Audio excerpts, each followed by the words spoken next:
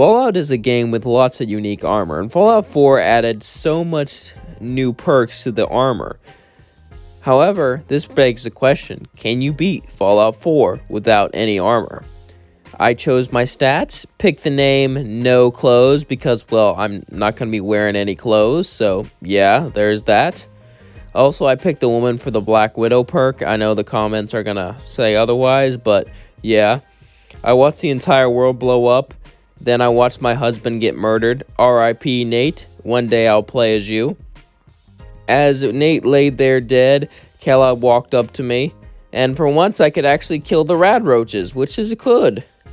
I mean, technically, maybe I should try to avoid them since I'm technically wearing a vault suit until I get to the end of the vault. But it doesn't really matter. I took off my vault suit, and then I entered the wasteland. Ready for this challenge.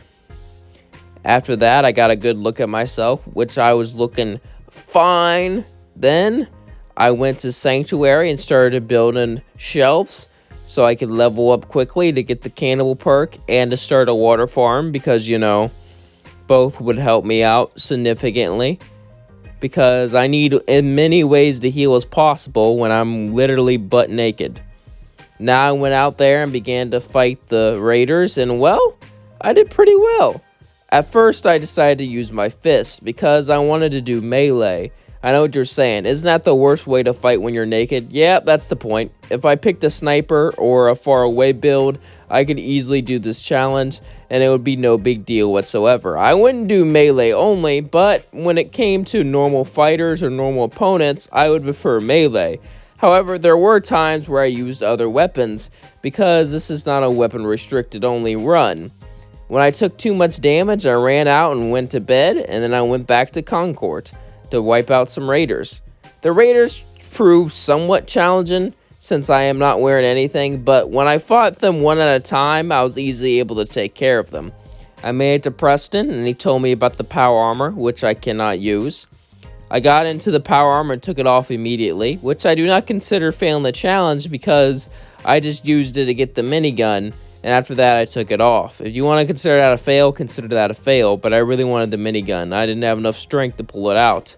I had a strategy. My strategy was to hide into a building and poop my pants and hope the Deathclaw doesn't kill me while I shoot it with a minigun. And the strategy worked out perfectly fine. As apparently, Deathclaws are allergic to bullets. Who knew, right? Who knew? After shooting the Deathclaw to death, I went to Good Neighbor to steal a Fat Man because, well, I wanted a better weapon than a Switchblade. By the way, I am thinking about beating Fallout 4 with only a Switchblade because that weapon sucks booty and I feel like that would be a good challenge. After stealing the Fat Man and a few mini nukes, it was time for me to get a better weapon. My plan was to kill Swan for the Iron Fist. So I shot him with the Fat Man, and he just kept on chasing me. I was shocked that the mini nuke didn't kill him. No matter, I have another mini nuke, so I'm sure the second one will kill him, right? I mean, I know he's a super mutant behemoth, but that is a straight up nuke, a nuclear weapon into the face. And he just looked at me like I'm stupid and just charged at me. Then I shot another one to his face, and he survived. What the hell is Swan made out of? Diamond? How is he still alive? I don't get it. He's just a giant green man. How is he surviving literal nukes? So then I got desperate and decided to throw grenades, Molotov cocktails, anything I had on me, I threw at him. Eventually, I had nothing but a pistol left, so I began to shoot him with a pistol. And this was the shitty, worst pistol I have ever seen in my entire life. Look how bad this pistol is. Shot by shot by shot by shot. The slowest pistol I have ever had.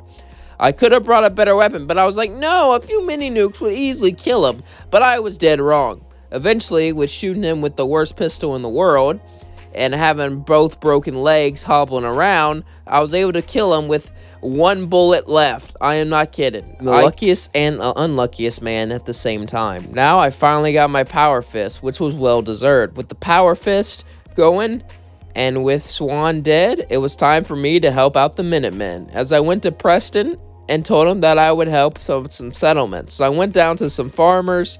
They told me to kill some raiders. You know how Minutemen quests go. So I wanted to see how good I was with this power fist, and somehow this guy with a pool stick blocked a power fist, which was not ideal, but I was able to kill him in VATS. Yay, VATS. Yeah, Fallout 4 is crazy. People can block like super slams and these crazy overpowered melee weapons with like just their fist. It doesn't make any sense. But yeah, the raiders weren't much of a challenge. So after clearing the raiders, I talked to Preston, and he decided to make this crazy naked woman the general. So then I built a bigger water farm because, well, I need more water to heal better. After that, it was time to do more Minutemen quest.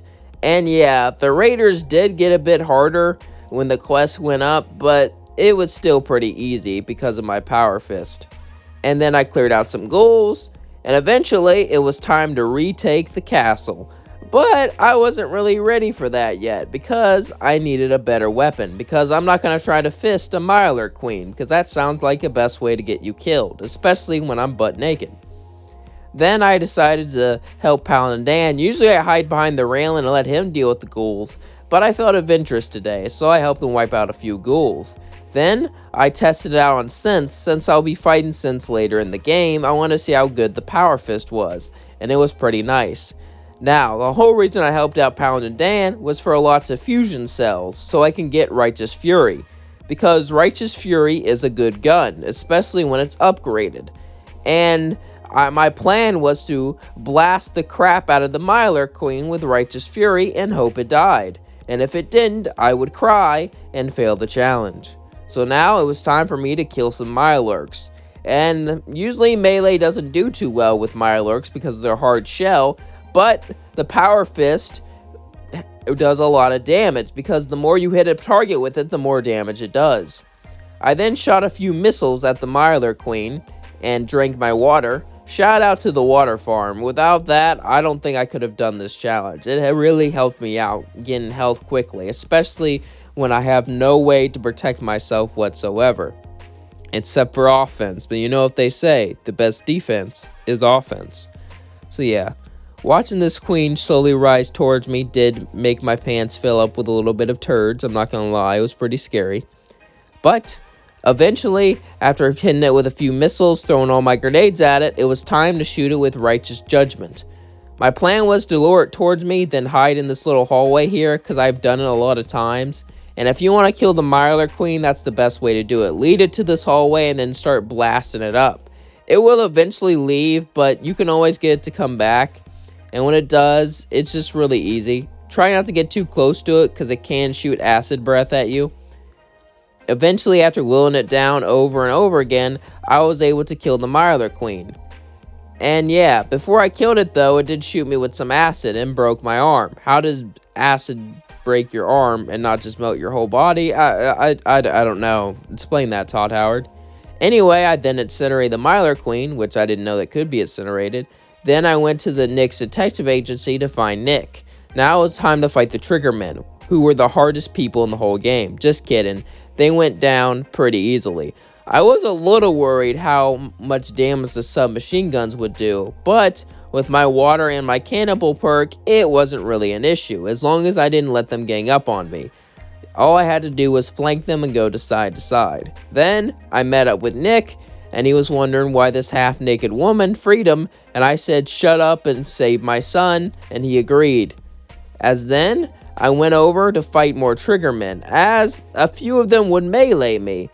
Now, most enemies do not gun bash, except for synths and Triggermen, and I don't know why that is. I just find that funny. Anyway, I threw a few grenades, because I was tired of Skinny Malone. Now, as you can see, I was gaining lots and lots of XP, or so the game said. I reloaded, and I didn't level up, so I don't know what that was about. After that, I went back to Nick, and it was time to get Kellogg. So I went over and stole Kellogg's key, and with Kellogg's key, it was time to get into Kellogg's house, which is a much faster way than, talking to the mayor, which I used to do. As then I hit a button, discovered Kellogg house was big, because he's a big boy, I guess. After looting his entire house, because he's gonna die soon and won't need it, I talked to Dogmeat, and it was time to go off to Fort Hagen to fight Kellogg. And I had no idea how this fight was gonna go, I'm not gonna lie. With Dogmeat luring me to Fort Hagen, it was time for me to go inside the fort. But before I did that, I upgraded Righteous Judgment, because, well, I was going to need it for some more battling. And I wanted to use it on Kellogg because I didn't feel like charging in with a fist before and have him kill me. Power Fist, to no one's surprise, easily tore up the synths in seconds flat. Now, I was a little worried since they were way stronger than the Triggermen, but apparently the Power Fist doesn't F around and you can easily just destroy them. So when I met Kellogg, I took Jet, ran towards him, threw a couple grenades, and used Righteous Authority from the get-go.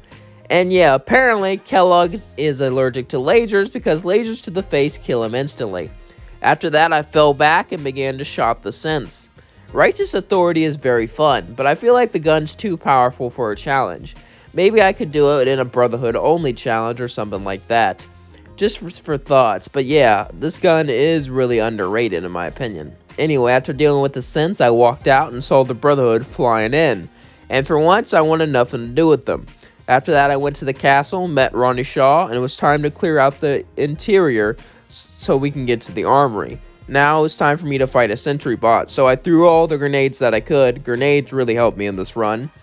And I ran away and blasted it, because fighting a robot that can kill you in 2 seconds with your bare hands doesn't sound like a good idea, at least to me.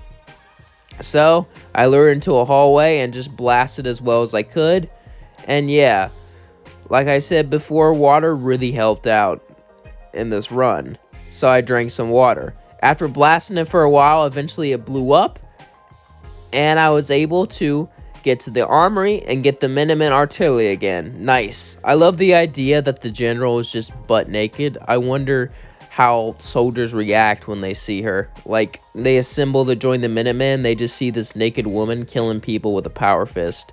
I would love to see their reaction. Anyway, I learned that Institute was using teleportation. Then, I bought a bunch of Radaway and Rad-X, and I went into the glowing sea, because I needed to get to Virgil, so I can get into the Institute. And yeah, I thought this was going to be way more challenging, but with 15 Radaway and 5 Rad-X, it really wasn't. After meeting Virgil, he told me that I needed to kill a Courser, so it was time to go off and kill a Courser. But before I can do that, it was time to fight the Gunners.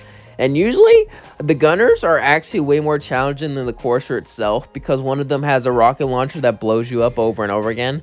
But I got lucky and got to the rocket launcher guy before he even saw me, which is nice.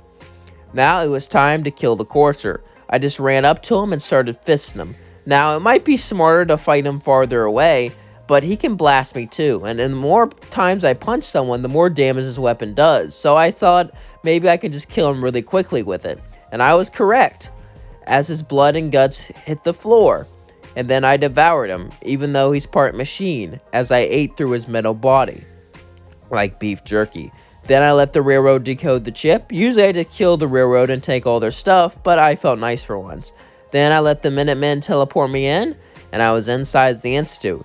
Now, I guess you all know that the Institute ending is my favorite, but I already got it too many times, so I decided to go with the Minutemen. So I murdered my son right as I went in and devoured his flesh, just like any parent would. After that, I left the Institute, and it was time for the Battle of the Castle. Now, I used to struggle a lot with this battle, but I found it a lot easier when I built as many turrets as I physically could, and got all my companions there. What you do is you recruit a companion, dismiss them, and tell them to go to the castle. And since you don't gain XP from their kills, it doesn't really count. So, with all these companions and all these turrets here, it felt like a real battle, and it was way easier to defend. Usually I just cover up the walls, but instead I just built a bunch of turrets there, because things that shoot bullets are better than walls. So yeah, the turrets and my men easily shredded up the Institute. I did fight a few here and there, but to be honest, it was hard for me to find any of them because they were dying so fast. Maybe I went a bit overboard, but better safe than sorry. After that, it was time to enter the Institute and destroy it. So I entered it through a drainage pipe, destroyed some synths trying to stop me, which you think they would have more defenses than just like 5 synths and like the only way to enter the Institute, but apparently not. After that, I teleported in the Minutemen, and Preston Garvey sent me in. Then I fought a gorilla. Talk about guerrilla warfare. Am I right, guys? Am I right? Where are you going? Did you just unsub because of that bad joke? After that, I grabbed a fat man and I launched a mini nuke. and actually missed, which was very embarrassing. But since it was the end of the game, I didn't feel like reloading. I launched it again and actually hit the courser this time. So, nice. After that, I issued the evacuation order because I'm nice. And then I set the institute to blow up. So then I ignored all the scents, chugged as much water and stim packs as I physically could, and put the nuclear detonation device into the reactor core. I ran out of there as fast as humanly possible. As I left with Preston. As I left the institute, it was time to blow it up. So that's exactly what I did. I blew up the institute, beating the game, proving yes, you can beat Fallout 4 without any armor. Don't forget to like, comment, subscribe, and share with all your friends, and have a good day.